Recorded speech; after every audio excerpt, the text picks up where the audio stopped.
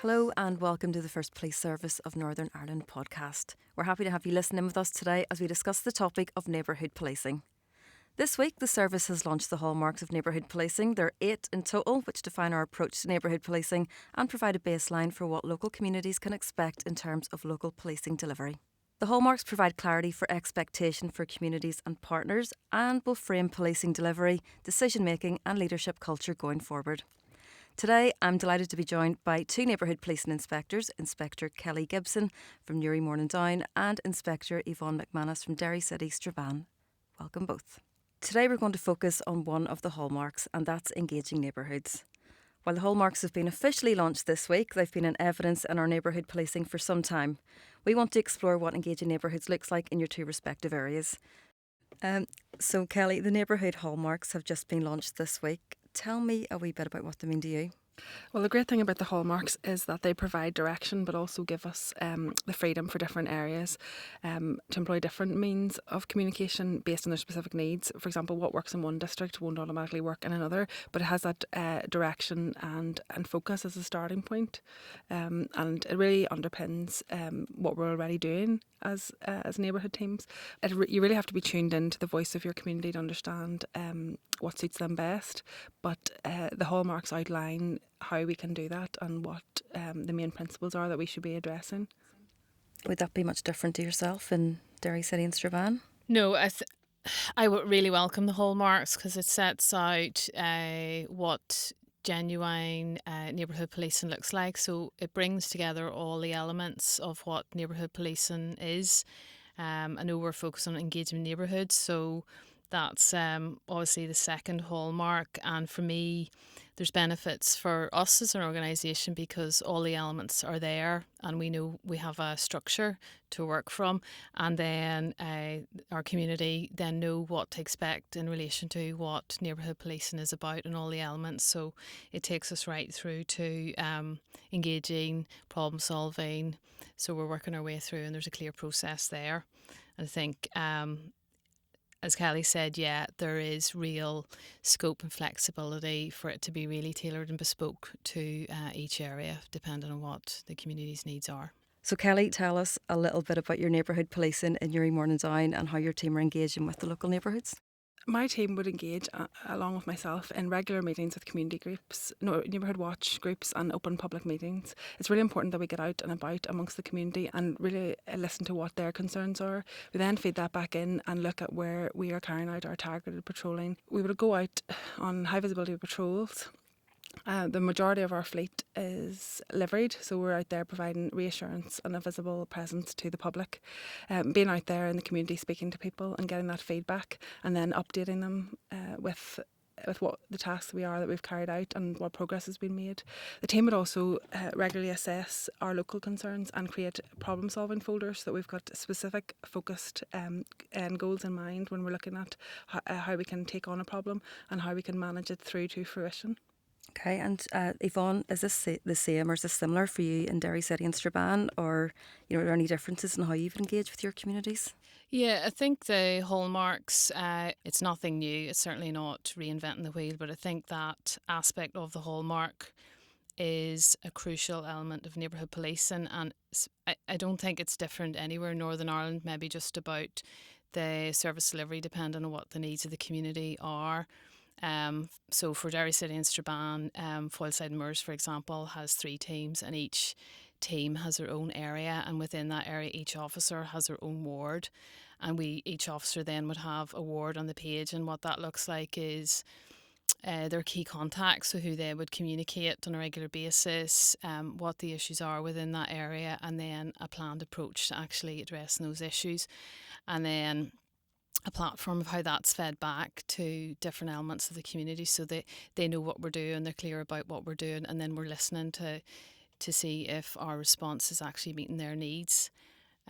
So we would have the teams communicating with members within the community, then our partners and community groups, and it's really broad and wide, the engagement for those teams. Okay, so we've spoken there quite a lot about building relationships and having two-way communication between your neighbourhood teams, local residents, representatives, and, are there other ways, do you think, of engaging neighbourhoods? One of the behaviours I think described in this current, or the hallmark we're discussing today, is the importance of being visible, accessible and responsive in the areas you police. Can you tell me a wee bit about what this looks like and, what it means for your officers in the teams? Well, as well as being out on foot, we have recently taken delivery of our new fleet of electric bikes, which means that we are able to reach more places each day we've never been able to in the past. We think that they will be something of real benefit to us as we go forward. We traditionally carried out bike patrols, but this will allow us to have much more expansion throughout the city. And being out not just in vehicles and on foot, covering a wide distance allows us to meet and interact with more people on a daily basis. And are they fun to use? I haven't got out in one yet, but yes, the team tell me that they're great, and I've seen already quite a few photographs from across the area of the bikes out and about. And how are people responding to them? Are they more open to chatting then about it? Or yes, when they come across us on bikes, they are used to seeing the team out on bikes, but it just means that they can go further than they had before on the regular bikes, so they can get out. And a lot of the geography on Uri is hills, so it's great to have that added boost to get up and down them. But yes, going out on the bikes and on foot is something that we really value being able to have the time to do right across the city. Okay, what about yourself? Yeah, we have bikes too, electric bikes. I don't fancy pedalling up Shipkey Street without an electronic bike, but probably could do with it to improve my fitness. But yeah, bikes are great, and the community definitely love to see people out on bikes and on foot. And I think when you get out of the car, it takes away that barrier for that level of communication. And I think just on feedback from our community, we know that the community like a lot of visibility. It reassures them, it makes them feel safe. You talked about accessibility. I know that lots of members of the community can ring 101, they can ring 999, they can call Crime Stoppers. There's lots of vulnerable people within the community who maybe are less confident, less sure about how they reach police. And that's the challenge for us as an organisation, making sure all our services are accessible to all people within the community, and we're really inclusive. I'll give you an example of that. We did a spiking forum online with all the universities in Northern Ireland through Magee College, and what we realised that there were a lot of international students within the university who maybe weren't confident in approaching police, and from that we were able to set up a monthly pod that students were able to come and visit the pod and ask any questions about crime prevention or raise any concerns or report anything they needed to.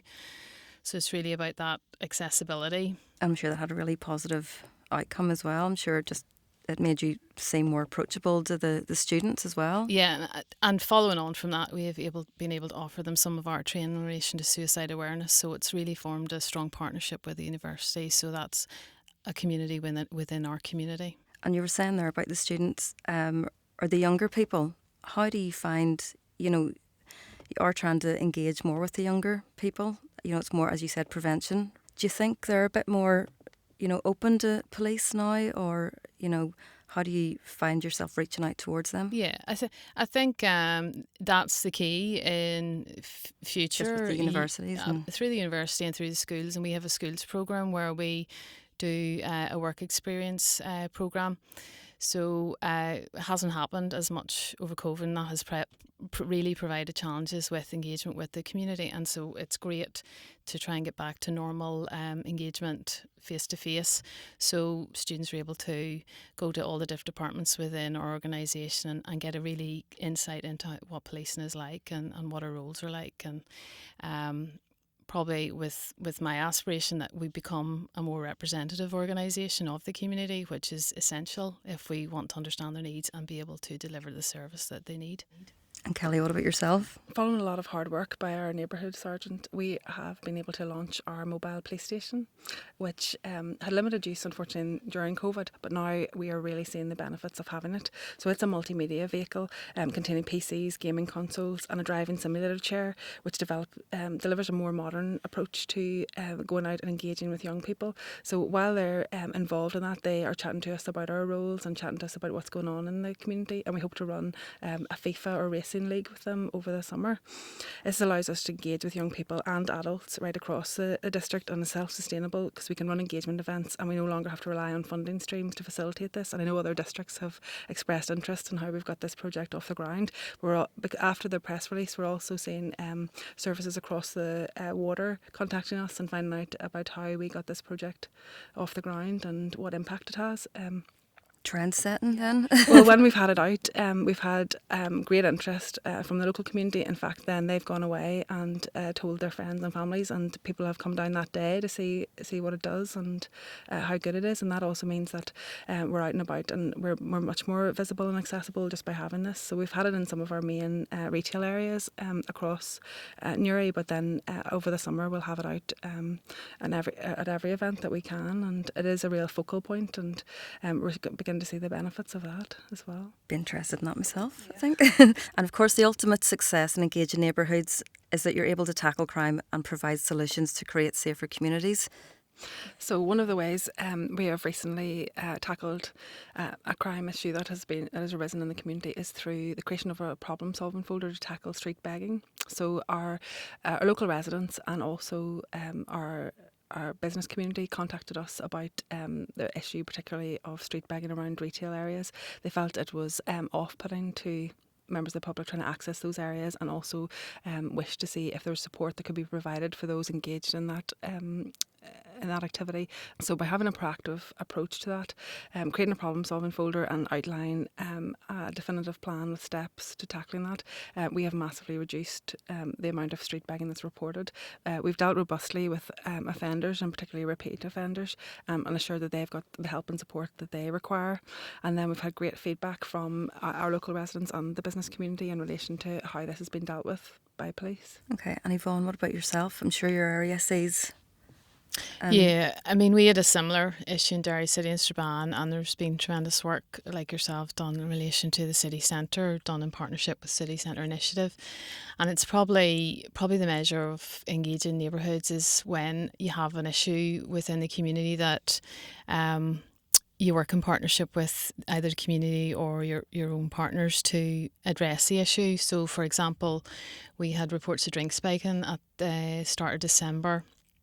And it was a crime that we hadn't dealt with to any great extent in Northern Ireland as a whole. So we were able to get together with City Centre Initiative, Hospitality Ulster and all the licensed premises owners and come together to agree a way forward for everybody, so that the bar staff knew how to make sure people were safe in their premises. The door staff were trained appropriately to deal with somebody who was reporting drink spiking, and it put us in a really good position for Christmas and off-seasons greetings, and making sure that the city centre was a really safe place for people to go out and enjoy a night out. Another example of how engaging has led to successful outcomes is the provision of information in relation to drugs. So drugs continues to be a priority for us across the district, and we review that on a monthly basis. But it's through the provision of information by members of the community that we can then obtain warrants and tackle those issues. That particularly is in relation to young people getting involved in drugs, and sadly at the start of the year we have had 2 drug deaths in Newry. So it's really important for us that we continue to engage with the community, and they provide us with the information that we can then take proactive steps to prevent drug dealing across the area. I think probably the examples that we are talking about really emphasises the importance of partnership working and collaboration in addressing community issues. We work really closely with Full Search and Rescue, City Centre Initiative. We have our own community safety wardens who are out in the city centre and the residential areas every night, and their work is invaluable. So that's probably why I'm mentioning it, because they're really, really invaluable for us as an organisation, certainly in tackling issues within the community. So I just wanted to mention that because I think it's really important, and we're policing with consent, so it's important that people in our community really consent to our service delivery, and that's why it's important that we listen to what their issues are, get an understanding of the impact it's having on them, and then making sure that the service we provide is meeting their needs and addressing the issues for them. So Yvonne, how does engagement help you to protect the more vulnerable in the community? I think we recognise that sometimes the vulnerable people within a community don't have a voice and they're at risk of being repeat victims, and in actual fact they can be repeat offenders, and both need support and need help. So a lot of work that we do is through our Concern Hub, which we have set up in Derry City and Strabane. It's linked in with our partners like Social Services, the Health Trust, Women's Aid, Simon Community, basically any organisation that can help somebody within the community depending on what their needs are. So if we have somebody who is brought to our attention for whatever reason and they need help, then we will signpost them to the most appropriate support that will help them. Okay, what about yourself? It's very similar to what Yvonne has outlined, in that we have our support hub, and the referrals that come in from LPT, NPT, ROU and CID, for example, are very beneficial in ensuring that the most vulnerable in our society are signposted to the correct support mechanisms that they need. Those referrals mean that working with local stakeholders, we can signpost these individuals and they get support from the appropriate mechanism. We then monitor them and regularly check in with these individuals to ensure that we are getting them the best help at the times that they need. What about social media? I mean, we all use it, pretty much on a daily basis. How do you find that helps you interact with the community and the younger people as well? Yeah, I think we use social media for all sorts of things. So really crime prevention. So any initiatives that we have as an organisation, they're fed out through social media. It's a really invaluable tool for looking for help from the community. So say, for example, if we have a high-risk missing person, the community are really supportive in coming back and providing information or even crime appeals. So it's a great source for sharing information and getting information back, and it's proven invaluable. And that's part of our accessibility too. So we can interact with the community. People can report things online. For us, it's the same, helping us to demonstrate our good policing outcomes due to reports we receive from the community, helping us really feed back to the community the importance of working together and giving evidence of the good results that we can achieve when they provide us with information, and then we can enact upon it and they can see the demonstration of how that has worked, and have lifetime updates in relation to that. We hope that it encourages further interaction between the community and ourselves because of that instantaneous nature, and we as an organisation put out messages particularly around upcoming events, as Yvonne has mentioned, crime prevention as well, and it's just getting that interaction and feedback on a much larger scale as well. Probably the main aim is that children aren't getting involved in crime, and that the desire is that children don't get caught up in the criminal justice system, because that's the last place I would like to see a child. I mean, it has an impact on their whole future. So our work with youth workers and community groups and charities is invaluable in diverting young people from getting involved in public disorder or crime, and we work really hard with our partners in trying to achieve that so that young people do not get involved in the criminal justice system. And that's something that's really important to us in Derry City and Strabane in particular, from our point of view. And same in Newry, Morning Down? That would be quite similar in that we have children and young people who are on the periphery of getting involved in groups that would have a detrimental impact on their future, potentially distant Republican groups.